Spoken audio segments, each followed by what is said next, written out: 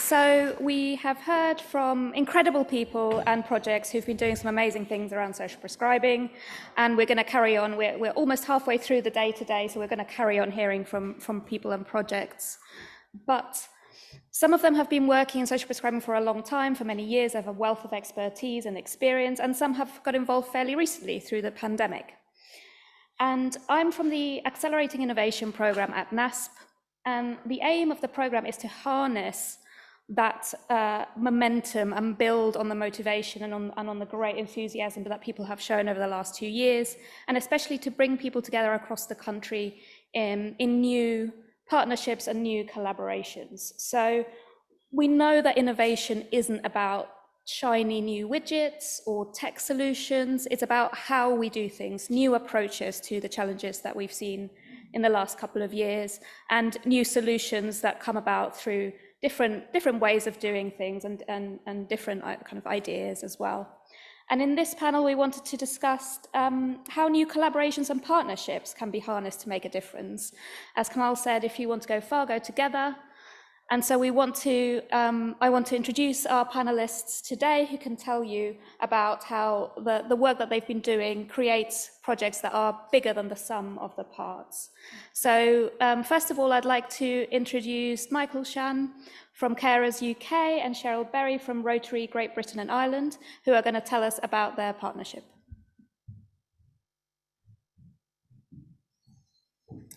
Thank you, Ingrid, and it's wonderful to be here today. Only my second event I've been to in the last 2 years.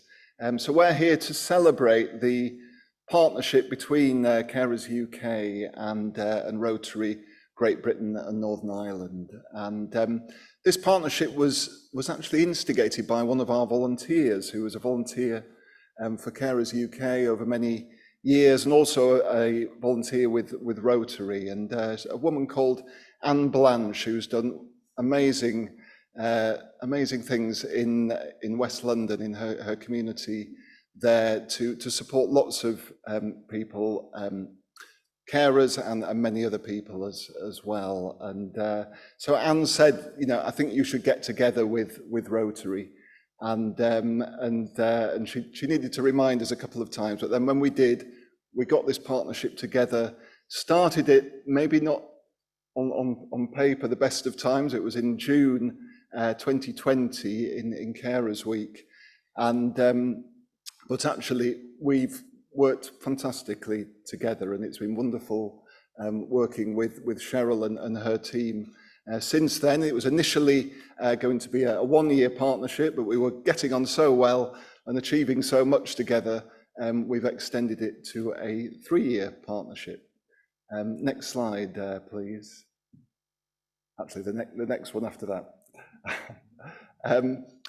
Right, so I thought it'd just be nice just to start off with talking a little about carers. Many of you will be familiar with unpaid carers, but this is Carers UK's definition of a carer. So if you provide unpaid support for a family member, friend or neighbour, you could be defined as a carer.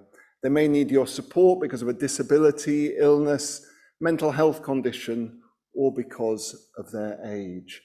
And as I'm sure you all appreciate, carers make a huge contribution to our society. Some of you here today will be carers, and I'm sure all of you will know of a family member, friend or colleague who is a carer. And 2/3 of us during our lifetimes will become carers. Next slide, please. Right, so just a little bit about our organisations, if you're not familiar with us. So Carers UK aims to make life better for the UK's 6.5 million unpaid carers, and we have 41,000 members. That 6.5 million is from the 2011 census, so we are pretty sure that has risen significantly to, our current estimate is around 8.8 million, but we also believe during the pandemic, a lot of people became temporarily carers, and that figure could have gone up above 13 million. And I work in the carer support team at Carers UK. We have a helpline, we have an online forum, we have lots of communications and events for carers, as well as volunteering opportunities for them. And during the pandemic, at the start of the pandemic, we started an innovative program of online meetups. We didn't know it would become a program. We started off with one online session, a wellbeing session for carers in April 2020. And we tried these things before, but had very few people coming along. But this one in 2020, we had 20 carers come along to that. So we knew we were onto something. And so from the month after that, we were running a couple of sessions a week. We're now running around 5 to 7 online meetups each week for carers. So we run Care for a Cuppa every Monday, which is a drop-in session for carers. And then we run what we call share and learn sessions throughout the week, where we usually have guest speakers and facilitators coming in to run sessions on well-being, skills development, arts, lots of other topics as well. And it's been great hearing some of the speakers today, who I will get in touch with to see if you'd be interested in coming and running some of those sessions with us. And Rotary Great Britain and Ireland has over 40,000 people of action who use their time, energy and passion to bring about change in their communities. So we really felt there was a natural synergy between our organisations, and it's been fantastic working with Cheryle and all your colleagues over the last nearly 2 years. Thank you, Michael, and a big thank you to him for, I hope you'll understand in a minute why I begin with those words, thank you, because I'm a Rotarian and a carer, and you don't realise often that you are a carer till you ask yourself, could the person that you help live without your help? And so it took me a while to realise I was indeed a carer as well as a Rotarian. I was truly delighted when this partnership then was mooted, and when in my national volunteer role as head of humanitarian service for Rotary Great Britain and Ireland, I was able to be in at the very beginning of the partnership development. Not ideal in a pandemic, but you ask yourself, is that not an ideal time to be involved in a partnership? If you want to help more and more people, alone is not the answer, it's with others. So we knew we had shared beliefs and values, and I think that is so important. And they are very simply to help others wherever, whenever, and however we can. So if we look at the next slide, we needed to identify some aims of our partnership. We again kept them simple. We believe simple things are more easily delivered. So we said we wanted to use our network of Rotary, active Rotarians and clubs that range from Land's End to John O'Groats. Some of them are small clubs, some are very large clubs, some are online clubs and passport clubs. So we knew we had that infrastructure, and we wanted to use it to reach out to as many carers as we possibly could, identifying them through our family networks, business networks, whatever we worked with. And the idea was the second aim, to increase individuals' awareness of the services and support that are freely available from Carers UK and other local organisations. This morning I've been listening to other social prescribing speakers this morning, and it's very often that things are there, but people are not aware of them. So we thought in our small way we could tell more people about the wonderful things available. And lastly, but by no means least, is connecting carers to carers. From personal experience, and I'm sure looking at all of you, you will relate to this, caring can be lonely, caring can be isolating, caring can be frightening. And there's nothing better than a peer group to share, to really share your experience, and it puts it in perspective. So what have we achieved then? This is the next slide. Please put this against the backdrop of a pandemic, because we didn't set key performance indicators. I know we should, but quite frankly, we were mightily relieved with anybody who came forward and anything that they did. So we remarkably recruited, it's actually over 150 what we call district leads and ambassadors. They're Rotarians. A Rotary Great Britain and Ireland has 25 districts covering the whole of Scotland, Ireland, Northern Ireland and Wales and England. We recruited 25 fabulous district leads who, as we speak, are still out there beavering away with their teams of ambassadors.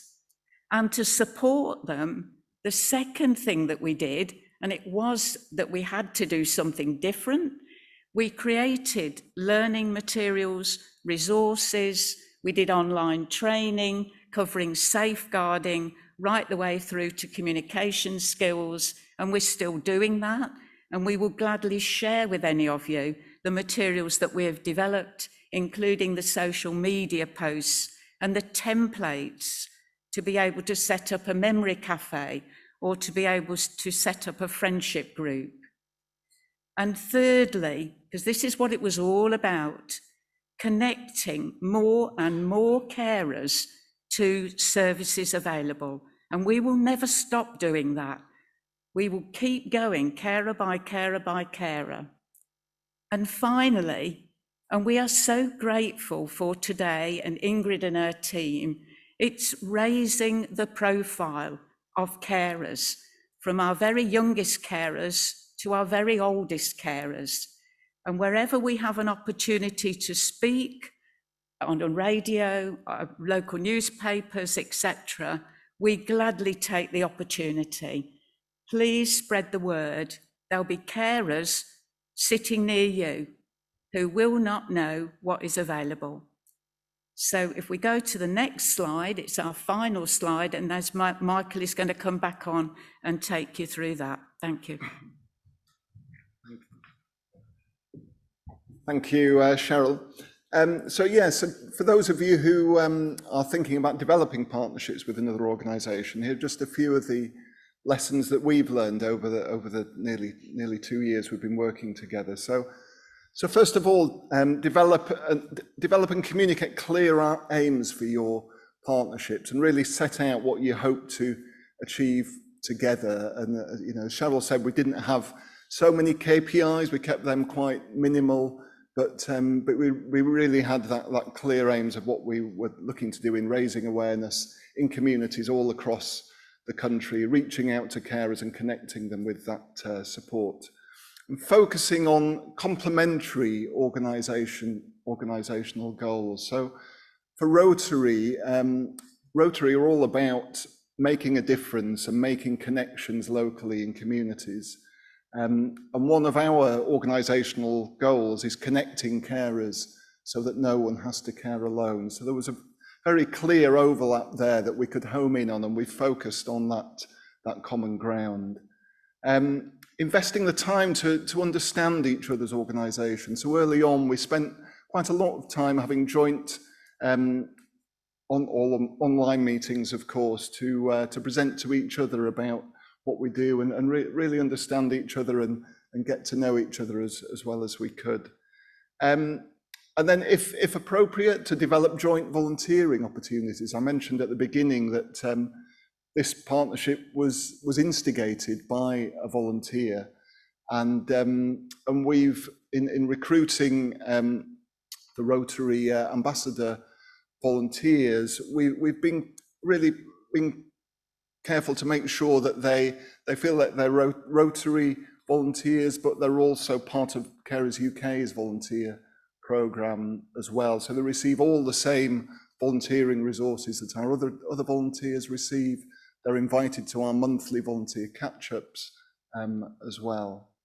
And lastly, being ambitious and grasping new opportunities as they arise. And I suppose an example of that is being here. We received an email from Ingrid and Wendy a month or two ago to ask if we'd be happy to come and present at this event, and we were really glad to be able to do so together as well. So Cheryle and I, we've been working together for nearly 2 years, but yeah, never met. This first time we've met a couple of hours ago. I said, how tall are you? I'll wear a red dress. Yeah.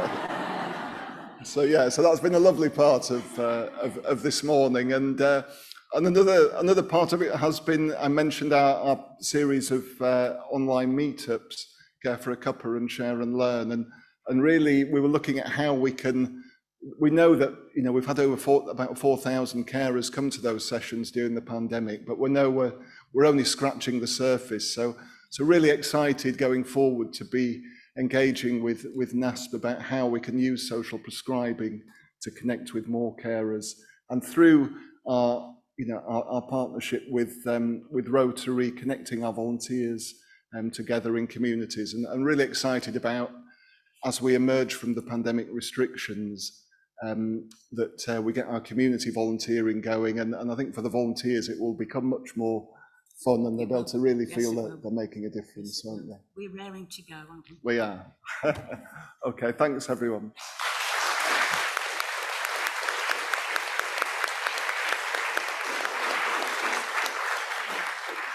Thank you so much, Michael and Cheryle. It's always incredible to hear the story of that, because so much of it happens quietly in the background, but it really comes alive when you tell it. I'm not going to ask you questions. I'm going to move on, so then we'll take questions at the end. One of the things that you mentioned, Cheryle, is that simple is more easily delivered, and innovation doesn't have to be complicated, is I think the message that I take from that. But I wonder, Brian, whether that's actually the case. And I'm going to now turn to you and say, do you want to tell us about the project that you've been working on in Somerset? So this is Brian Dow, Deputy Chief Exec of Rethink Mental Illness. Great, thank you. It's quite an introduction to be called simple before you take the stage, but those colleagues who know me, and I think I've got one in the audience, a former colleague, will probably attest that that's spot on, actually. So lovely to be here. Thank you very much for inviting me. I mean, what you said earlier on, Ingrid, I think is absolutely right, that innovation doesn't have to be about widgety things, and this is very much not about this. This story begins, for us at least, when we thought about the most powerful weapon that anyone who works in the voluntary sector possesses, and it's this thing here. Are you familiar with it? The pointy finger, where you point your finger at government and you say, you should be much better at this, or at the NHS and say, you should be integrating better, or other charities, you should be doing it as well as us. And actually, really what you need to do with that finger is point it back in on yourself and say, what is it that we're doing? So let me just do a bit of audience participation if I can. Is there anybody in this audience who knows anyone in their social or family circle who has a mental health problem? Just show of hands. Just have a little look around there. Pretty much everyone. So here's the second question. When that person that you're thinking of is ill, are they at their most capable of navigating their way around all of the support that they have? So show of hands if that's when they are really able to do that. No, exactly. It's a terrible ask to make of people, that when their confidence, their capability, and even their capacity sometimes is so low that you're asking them to work their way around all of the different forms of support that they might need. And so that was that kind of pointing in moment where we think began to say, what is it that we can do to help people get the support they need wherever they are? So next slide, please. That Chris Whitty moment, the anxiety moment. Will it happen? So this was, and this is a brilliant moment where I forget I should have brought my glasses to these things, but so hopefully from memory. Two things were kind of going on. Firstly, the new investment in the community mental health framework. So essentially record amounts of money going into help people who are living with a mental health condition in the community. And then secondly, our own organisation's movement towards a more kind of social model of mental health, which is not to say that the clinical care that all those people that you've put your hand up to identify isn't important. Of course, it's the most important thing, getting good access to quality care quickly and close to home, but all the other factors that make a difference to your life. So what is your financial situation? Are you in debt? That's going to drive difficulty. Are you in a stable home? What's your physical health like? Are you isolated from your friends and community? All of that and other things will have an impact on your health. So building on some work that was done in Somerset, and if we can go through to the next slide, please. We approached that area to talk to them about helping build their new transformation agenda. And if we can go to the next slide, please. There were a few principles for us in how we do this. And so essentially they were about the terms of engagement. This was not about us. This was not about Rethink trying to get more services. You know, I think that's sometimes the instinct, that self-preservation, that, you know, our job is to make sure that we're okay, and, you know, because that's good for our beneficiaries. Sure, of course, but there's a point at which you have to recognise you are part of the problem. And if it was just about Rethink getting bigger, then actually all we would have ever been doing is helping a part of somebody's problem. There would be no blame in this. So if things didn't work out, we'd start again. And we'd be really flexible about how we went about this. And fundamentally, it was about a different kind of culture, so that the voluntary sector, local authorities, and the local health system actually work in true and genuine partnership. It's not a kind of commissioning arrangement where you're told what to do and, you know, you go off and do it, and very passively. It's actually about building the things that people need. So next slide, please. Those are some of the partners that are in it. You notice that Rethink is on there. It's in classic tradition, alphabetically, but we are the lead provider, but we are absolutely first amongst absolute equals. So it's a whole raft of different organisations who are participating in that. Next slide, please. And it's co-produced, and that's really important because it's a word that I'm sure that most people in this audience will be familiar with.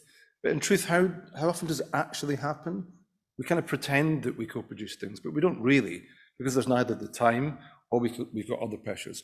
But that was some of the conditions that we set, that let's genuinely try to co-produce the support that people in Somerset actually want, rather than what we think they want. So go on to the next slide, please. Here are some of the key achievements, and I'm not really going to dwell on this because, in a sense, this is a kind of relatively narrow issue around mental health. And so I'm conscious that lots of people in this audience may not be mental health practitioners, but there are, you know, some very tangible, and bearing in mind this is only really 2 years old, some very tangible outcomes that demonstrate that it is working. So lower times for IAPT, no out-of-area placements, which is a pretty remarkable achievement in such a short period of time, and various other things. It shows that actually when you design an ecosystem based on what people need, and importantly, above all, I guess, is this open door approach. So regardless of how you come into the system, and I'm sure we all use the word the system, and we don't really know what we mean, because we mean a kind of slightly opaque collection of different things happening, regardless of where you are. So you might be, I don't know, you might enter the system because you've got a financial problem. Perhaps you've called a local financial service, but you're in. And there's that business of making sure the support that you need, you get to. You don't have to jump through referral hoops. You go straight to it. And there are people there whose purpose it is to make sure you get access to that. So next slide, please. So really, I'm just going to finish up by telling, giving some suggestions on what those key learnings have been. So the first is that point about relationship and trust. It takes patience. I think we've said earlier on that if you go alone, you go much quicker, but if you go together, you achieve much more. And it has taken a long time to build that trust, particularly in our case, as a big national organisation. There was an element of suspicion, and we had to kind of accept and understand and actually embrace that. So, you know, the patience, the trust, all of those things are kind of critical foundation factors, I think. Committing to co-production, which I've said, and keeping to that. So acknowledging that what it is that people want is what people actually need. We use this phrase a lot. It might sound slightly pompous, but I think it recognises that as a big organisation, you do have access to resources, sometimes that local organisations don't. So, you know, giving away what you've got, not thinking about yourself first, helping others to try to get to the same place that you've got, and indeed moving if you need to move. Talked about engagement and just being very conscious of the fabric of that local community. An effective procurement, I think you were just talking about it in the previous presentation, is being really clear about the outcomes you're trying to achieve. You know, often a commissioning spec is written in a dark room by somebody who themselves is feeling a huge amount of pressure and their limited budget, and off it gets sent, and you get lots of organisations scrabbling to do an increasingly difficult to provide service. This is about actually saying, let's start with the end first, what the outcomes we're trying to achieve. Next slide, please. I think I've talked about this kind of principles of how we work, that kind of no blame culture if something goes wrong, and making sure that we're building in that period to reflect. So what has succeeded and why, but equally, you know, what hasn't. And so I guess I'd end on that point. This whole kind of process, which we're now beginning to do in other areas with other kind of range of different organisations, is about its basic premises: don't be afraid of failure. So lots of things did not work. Things that we thought would happen didn't happen. There were moments where there were fallouts, frankly. But that things only really ultimately succeed if you're thinking big and you're getting stuff done, hopefully having fun along the way, if you're not frightened of failure. And along the way, we got lots of things wrong. But I think it's that confidence to come back, keep doing it, keep refining, that means we've ended up with what I think is probably regarded as one of the leading mental health innovations in the country. And of that, I must say, I'm incredibly proud. So thank you very much.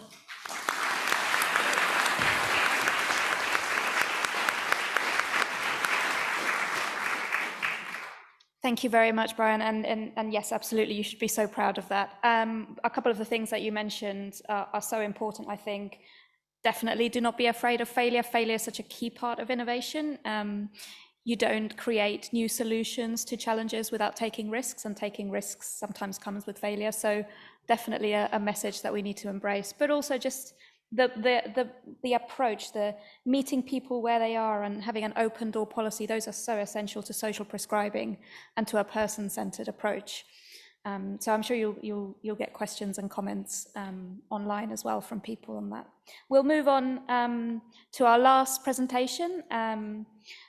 So Alex Brierley and Jessica Santer from the Southbank Centre talking about the partnership with NASP and others.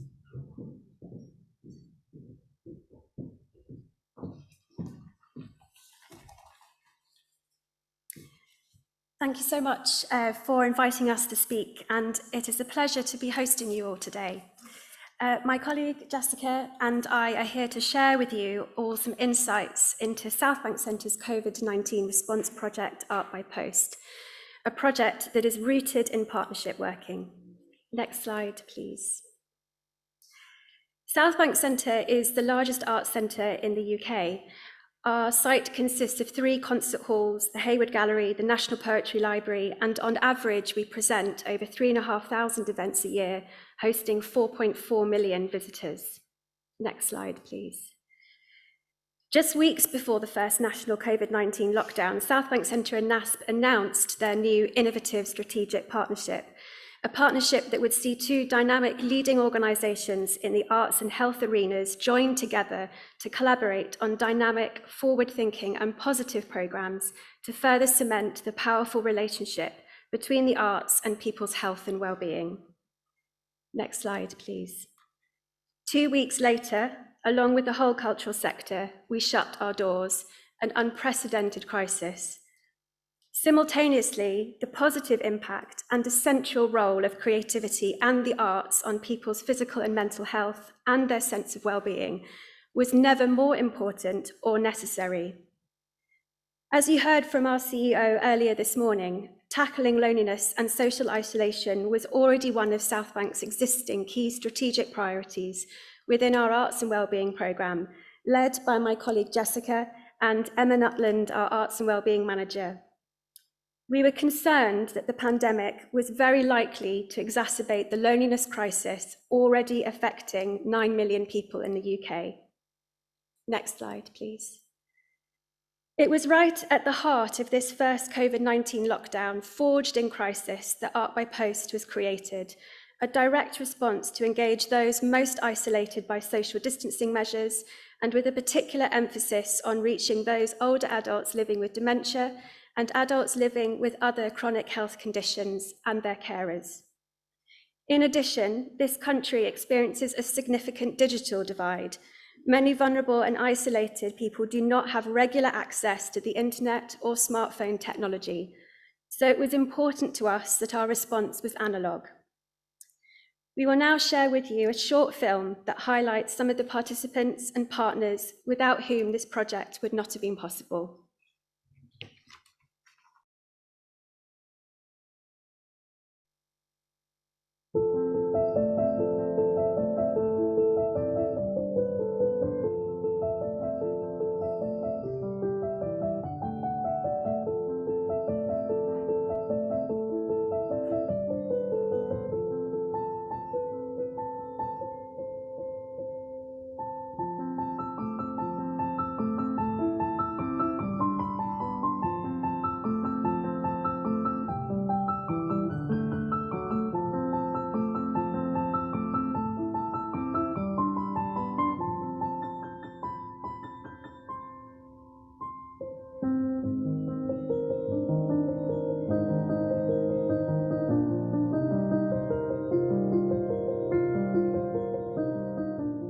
I knew I had to create stuff to keep above water.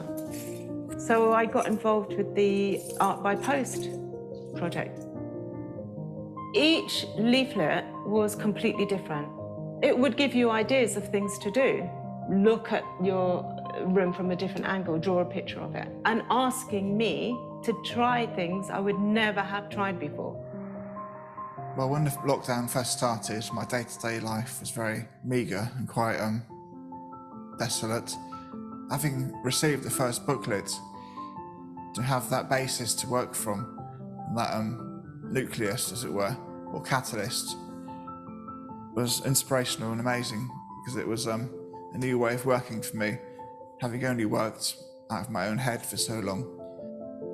They gave me ideas that I could use. And then I came into the shed and started putting all these bits of broken glass together. And before I knew it, I had all this collage of glass that I just needed to get out there.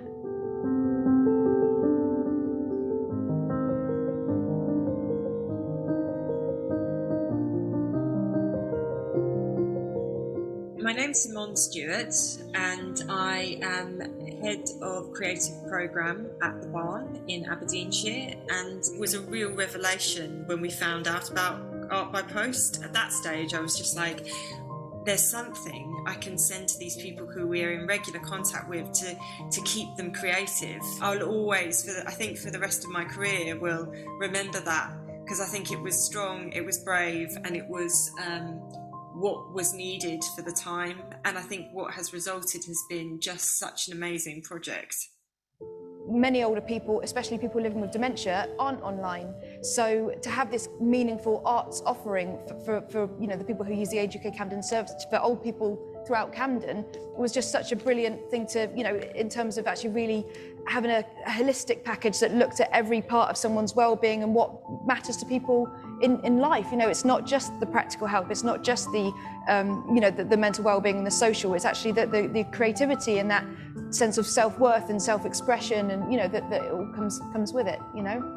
So we were approached to be part of Art by Post, and it really fit into our strategy of supporting our communities during the lockdown. This really felt like a great opportunity to connect nationally, but also to provide activities and support for those who are socially isolated and the older members of our community in some of our classes and courses, and a really great offer, as well as the Zoom workshops that were already happening as part of Sunderland Culture's programme. Art by Post came at a brilliant time. We were doing work that complemented already this work, but we knew that a lot of our communities, some of which are in the most deprived areas of the city and people who are very socially isolated without digital access, actually needed something that was paper-based, that was delivered to them, that came to their doors.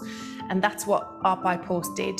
And we know that the project has been a brilliant success, and it came It's such an important time for our communities.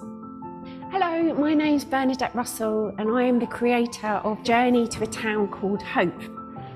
My invitation to everyone and to myself is to let's hold on to some of those really beautiful and positive things that came out of the Art by Post, the community that's been created, of the work that came out as a result of it, of the provocations, of the new friendships that have been made, of the new poets and artists and writers and thinkers. Let's hold on to that and let's say we're going to keep doing this, we're going to keep writing, we're going to keep painting, we're going to keep talking, and we can be together in the world with love and with creativity, knowing that art has the power to change and transform lives for all of us.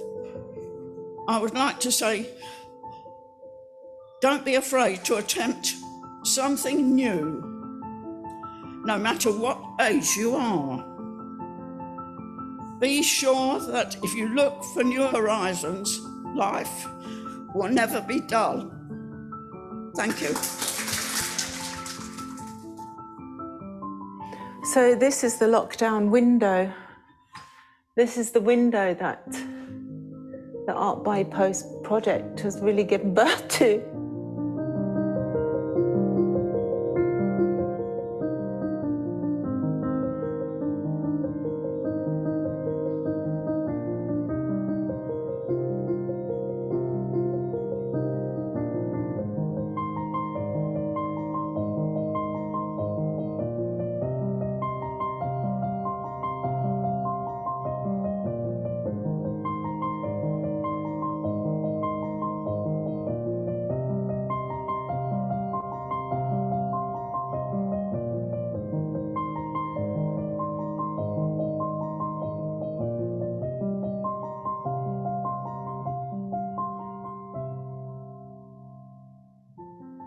Life is full of art.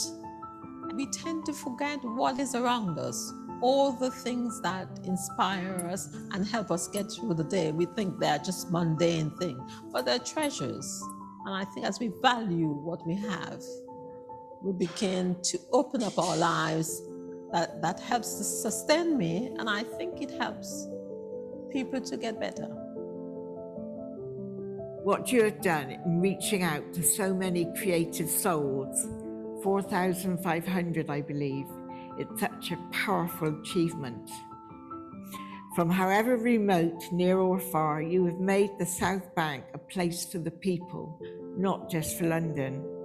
We hope this valuable connection will continue to shine for everybody. Everything I need is here. These COVID times have made it clear. We need to look not far, but near, to find the things that are most dear. A kiss from him I love the most, the comfort of hot buttered toast, a greetings card in the post, a dream of visiting the coast. Fresh air, blue skies are here for all, and robin's song and blackbird's call. To sit outside with friends and kin, to feel the warmth of sun on skin. The thing to make me feel most glad will be holding hands with Mum and Dad. These COVID times have made it clear, everything I need is here.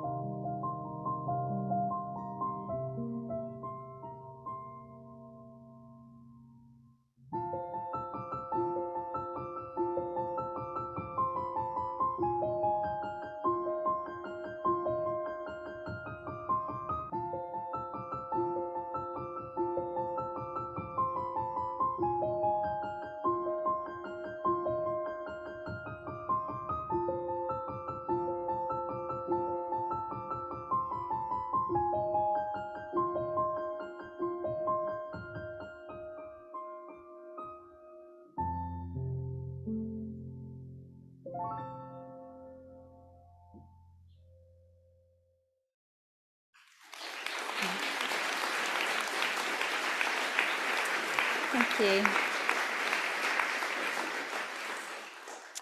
Hi everyone, I'm Jessica Santer and it's really nice to talk to you about the project today. I think Dr. Rada said earlier that the best storytelling comes from the people telling their own stories, and we're so grateful to all of our participants who shared their stories with us, either on the video that you've seen there on our film, but also through the artwork that they shared with us to be part of the exhibition. So a huge thank you to our participants. I'm going to talk now a little bit about the partnerships that underpinned the Art by Post project. And as the project was quickly gaining momentum in sort of June, July 2020 in the first lockdown, the project was growing much quicker than we expected. At first, we hoped to recruit around 300 participants to receive the booklets every month. But before we knew it, we had 1,000 people, 2,000 people, and it just kept growing till we had 4,500 participants. And we knew we needed some partners and some support to hold that community that was becoming a really national community. So we set about creating a network of national delivery partners with organisations across arts and health. And I think I really liked what you said, Cheryle, that maybe in a pandemic when things are really hard is actually the perfect time to make these partnerships. And I'm sure, you know, somewhere in our logical brain, it was a very difficult time to do it when none of us could meet in person. All of those different organisations, all 13, were having challenging times with furlough and the pandemic and all the different issues we were all facing, but actually it was a hugely supportive network that came together. So if we can go to the next slide, I just really want to share with you who those people were. And you can see all their logos, but I am going to name them all because they were just all so fantastic and I really want to acknowledge their contribution.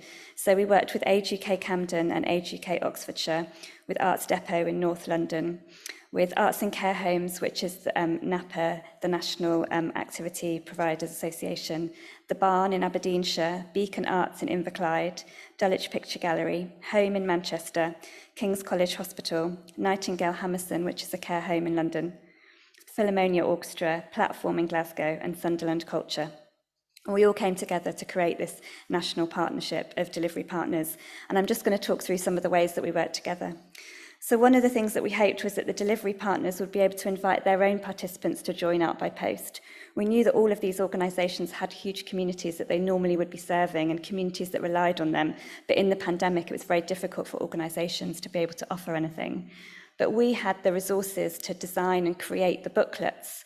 But most of our marketing and communications team were on furlough, so we didn't have the ability to create a massive kind of national recruitment campaign to reach more people. So we felt if we came together and if we gave, Brian, you said about giving what you have, what we had was these booklets, and we could give them free to these organisations and they could offer them to their communities. So by coming together, we could help one another, and that felt like a really strong thing to do. If we can move to the next slide, I can show you some of the participants as well. These are some of our participants. And we were able also to design the back cover of the booklets to make it bespoke for each organisation. So if you were a participant that were really familiar with the platform, for example, in Glasgow, it would have the platform's logo and would have their contact details. So there was a sense of familiarity about the booklets depending on where you lived and which organisation you felt connected to. And many of these organisations did recruit participants, which was wonderful. And just to give you an example, Amanda, who's on the slide there and you saw in the film, she came through Arts Depot. So Arts Depot were regularly offering matinees and lunch clubs for older people in their community and also to care homes. And they had a large programme of adult classes as well. And all of that stopped in a pandemic. So they invited all of those people to join Art by Post. And Amanda was one of those people that came forward. She really enjoyed the project. She sent her artwork back to us. And she's now attending sessions at Southbank Centre as well as at Arts Depot. She's joined some of our workshops, some of the Zoom workshops as well that supported Art by Post. And even she gained the confidence to submit one of her stained glass windows to be included in the summer exhibition at the Royal Academy last summer. So a really great example of how we were able to reach different people. If we move on to the next slide. Another aim of the partnership was to be able to provide people with local support and signposting close to where they live. As much as we'd love all 4,500 participants to come to Southbank Centre, obviously if you're living in Aberdeen, that's not very possible. So we really hope that organisations could provide that to their local Art by Post communities. And a really nice example of that is we worked with the Barn on one of our booklets, Growing Together. And since then, they programmed a Growing Together Day, where they invited their Art by Post community to join in to learn creatively about growing food, about eating healthily and seasonably, and sharing that knowledge with their community. And for the first time, they were able to meet some of their Art by Post participants in person. If we move to the next slide. We also really wanted the network to help us reach new artists. Art by Post allowed Southbank Centre to continue commissioning and employing freelance artists during the pandemic at a time when many of those artists had lost all their work. So it's something we felt was a real strong strength of the project. But now everything was online. We weren't meeting any of these artists in person. It wasn't essential for any of them to be able to travel to London. So we used the national network to work with new artists outside of London on the recommendations of our partners. And we've got photos there of some of the artists that Home recommended to us. We worked with Cheddar Gorgeous, Samantha Edwards and Anna F.C. Smith, who all came together as a collective from Manchester, and they created the You Exist booklet that you can see there. And if we move to the next slide, Abreu and Brian Keeley were recommended by the Barn in Aberdeenshire. They'd been isolating throughout the pandemic, so they had a real lived experience of what some of our participants were experiencing as well, and they created our Growing Together booklet. And if we just move on to the next one, I just really wanted to include this gorgeous photo of 4 of the different artists that created individual booklets for us. So Susie Lark, Shazia Qureshi, Bernadette Russell and Sewar Cunningham. And the event they are there is one of the launch events of the exhibition at Southbank Centre, where I invited some of the participants to join us as well for a friends and family event. And it was the first time those 4 artists came together. And as you can see, they had a wonderful time and got on really well. So I guess another element of the partnerships was partnerships that might form between the artists as well that the project brought together. If we move to the next slide. Another outcome of the partnership was sharing expertise. We purposefully brought together organisations that represented arts and health and had different areas of knowledge and expertise to contribute. And we really felt that the partnership became really generous. Again, in this time of pandemic, when we really needed support from other people, this partnership became hugely supported and people were really generous with their expertise. So Gabby Garbett from Age UK Camden, who you saw talking in the garden on the film, she offered the whole network a session on dementia awareness. And Simone Stewart, who's also on the film from the Barn, she shared their knowledge and experience from the Barn about arts and ecology. So it was a very giving and gaining partnership. And if we move to the next slide. We're now currently thinking about the next stage of Art by Post and how we continue to serve the Art by Post community whilst all of those organisations are also returning to in-person activity in their homes. But we're continuing some activity in this time of planning because we really want to continue to support and engage that community. And one of the things we've done as part of the legacy and in partnership with NAPA, one of our delivery partners, is to create the Every Corner Network. This is a monthly online event for people working in care homes to come together to take part in a creative activity online that they can then go back and share in their homes. So these are people who are all really committed to making sure that creativity can exist in every corner of the care home. And it's a really great way that the partnership has developed onto new activity. So as I wrap up, I just want to say that we're really open to partnerships. We've really enjoyed working in this partnership. It's really fed the project and it's really fed us as professionals as well and as an organisation. So if any of you in the audience are sitting hearing about Art by Post and thinking there's a role for us to work together with your organisation, we'd love to hear from you. Alex and I will be here at lunchtime. Come and speak to us. Emma's here as well from the team. So do come and talk to us. We're really open to think about new partnerships and working together. Thank you very much.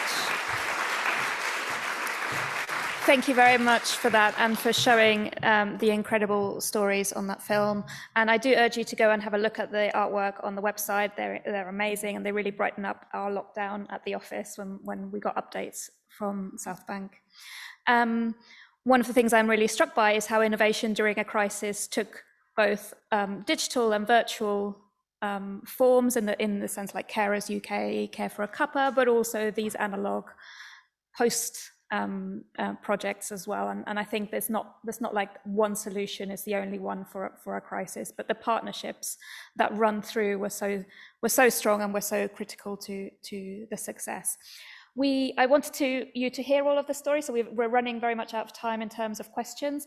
I'm going to just pick on one of you, I'm afraid. I'm going to pick on one of you to ask a question, and I'm going to ask Cheryle, what's the next challenge that you're looking forward to? Right, the next challenge, obviously, I'm from Rotary Great Britain and Ireland, but we're part of Rotary International, and I know throughout the whole of the world, actually, there are carers. So we'd like to work very much and share the partnership model wherever we can in other parts of the world, using our Rotarians who are already there.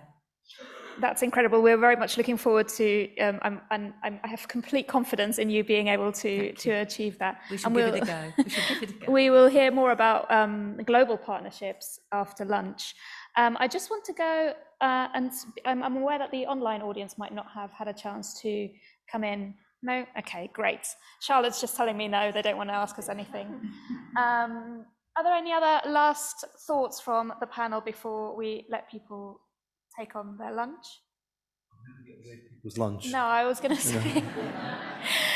Thank you so much for being with us this morning. Please do stay for lunch. We're going to be around to talk to you about all of our projects, and do look at the website and learn more about the Accelerating Innovation programme. We are recruiting members for the programme during March, and if anybody here wants to join, come and talk to me as well after lunch. And thank you so much to my lovely panellists.